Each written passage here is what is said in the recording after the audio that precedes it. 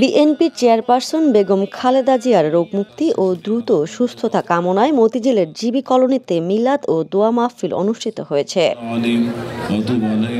আয়োজিত এই মিলাদ মাহফিলের সভাপতিত্ব করেন ঢাকা মহানগর দক্ষিণ বিএনপির যুগ্ম আহ্বায়ক জনাব হারুনুর রশিদ হারুন।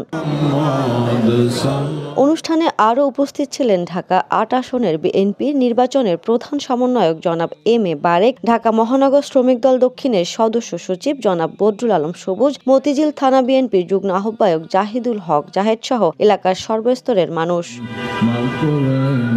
দোয়া মাহফিলে বেগম খালেদা জিয়ার দ্রুত সুস্থতা, দীর্ঘায়ু এবং দেশের শান্তি সমৃদ্ধি কামনা করে বিশেষ মোনাজাত করা হয়। আয় আল্লাহ, মেহেরবানি করে আপনি হায়াতে তয়্যিবা দান করে দিন। আয় আল্লাহ, সর্বস্তরে দেশে দেশে সবার সাথে দ্য নিউজ।